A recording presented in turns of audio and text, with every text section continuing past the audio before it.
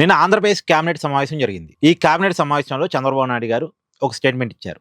ఆ స్టేట్మెంట్‌ని నిన్న నుంచి ప్రతి మీడియా కవర్ చేస్తూనే ఉంది. ఆ స్టేట్మెంట్ ఏందంటే, మనం వైసీపీ కుట్రలను కలిసికట్టుగా ఎదుర్కోవాలి. సరే, వైసీపీ పార్టీకి చంద్రబాబు నాయుడు గారు ఒక కొత్త పేరు పెట్టారు. గొడ్డలి పార్టీ అని పెట్టారు. వాళ్ళు గొడ్డలి పార్టీ అని పిలుచుకుంటున్నారు టీడీపీలంతా. సరే, గొడ్డలి పార్టీ కుట్రలు చేస్తుంది. దాన్ని కలిసికట్టుగా ఎదుర్కోవాలి. ఇప్పుడు పవన్ కళ్యాణ్‌ని తిట్టినప్పుడు పవన్ కళ్యాణ్ లేదో జనసేన పార్టీ మాత్రమే కాదు, టీడీపీ కూడా స్పందించాలి. లేదో టీడీపీ మీద విమర్శలు చేసినప్పుడు దాని మీద జనసేన, బీజేపీ కూడా స్పందించాలి. ఎవరి మీద విమర్శలు చేసినా సరే అందరం కలిసి మూకుమ్మడిగా వైసీపీ మీద విరుచుకుపడాలి. వైసీపీ కుట్రను తిప్పికొట్టాలి అనేది నిన్న చంద్రబాబు నాయుడు గారు ఇచ్చిన స్టేట్మెంట్. మంత్రులు చాలా యాక్టివ్గా ఉండాలి అని ఇచ్చినటువంటి స్టేట్మెంట్. కరెక్ట్గా ఒక 2 రోజుల ముందు పవన్ కళ్యాణ్ గారు కూడా దాదాపు ఇదే రకమైన స్టేట్మెంట్ ఇచ్చారు.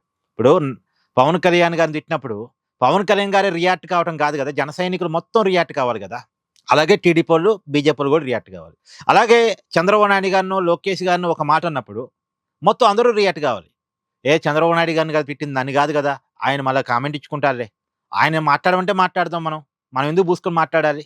ఇది బాగా పెరిగింది. ఇప్పుడు వైసీపీలో చూడండి, అంబటి రాంబాబు, పేరు నాని, ఇంకొకరు వరుసగా ప్రెస్ మీట్ పెడుతున్నారు. గుడివాడ అమర్నాథ్, వీరంతా వరుసగా మాట్లాడే ప్రయత్నం చేస్తున్నారు. కానీ ఇటువైపు నుంచి ఎంతమంది మాట్లాడుతున్నారు వాళ్ళ కౌంటర్ ఇచ్చే క్రమంలో? నిన్న మాట్లాడారు, కందులు దుర్గేష్ మాట్లాడాడు, తర్వాత పాలకొల్లు నిమ్మర రామానాయుడు మాట్లాడారు. కానీ ఇది మొదటి రోజు నుంచి ఉండాలి కదా, ఈ యాక్టివ్నెస్. చంద్రబాబు నాయుడు గారు వార్నింగ్ ఇచ్చిన తర్వాత, పవన్ కళ్యాణ్ గారు చెప్పిన తర్వాత కాదు కదా, ముందు నుంచి ఉండాలి కదా. సో కూటమిలో ఒక యాక్టివ్నెస్ అవసరం. వస్తున్న విమర్శలను తిప్పికొట్టుకోవడానికి, అయితే వీళ్ళు విమర్శలు తిప్పికొట్టేలోపు వాళ్ళు ఒకదాన్ని నమ్మించేస్తారు. వైసీపీకి ఉన్న గొప్పతనమే అది. ఒక విషయాన్ని వాళ్ళు బలంగా జనంలో తీసుకెళ్తారు. దాన్ని బలంగా తిప్పికొట్టడంలో కూటమి ఫెయిల్ అవుతుంది. ఎందుకంటే వీళ్ళంతా అంత యాక్టివ్గా ఉంటారులే. పరిపాలనలో యాక్టివ్గా ఉంటున్నారేమో, కాదంటా నేను. కానీ రాజకీయ విమర్శలను తిప్పికొట్టడంలో, వాళ్ళ మీద వస్తున్నటువంటి విమర్శలను ఎదుర్కోవటంలో అంత యాక్టివ్గా ఉంటలే. కానీ ఉండక తప్పదు. రాజకీయంగా చాలా యాక్టివ్గా ఉండాలి. అడ్మినిస్ట్రేషన్ పరంగా, పరిపాలన పరంగా ఎంత యాక్టివ్గా ఉంటారో రాజకీయంగా కూడా అంతే యాక్టివ్గా ఉండాలి. సో నిన్న చంద్రబాబు నాయుడు గారు ఇచ్చిన స్టేట్మెంట్ అయితే చాలా వాల్యూడ్ స్టేట్మెంట్.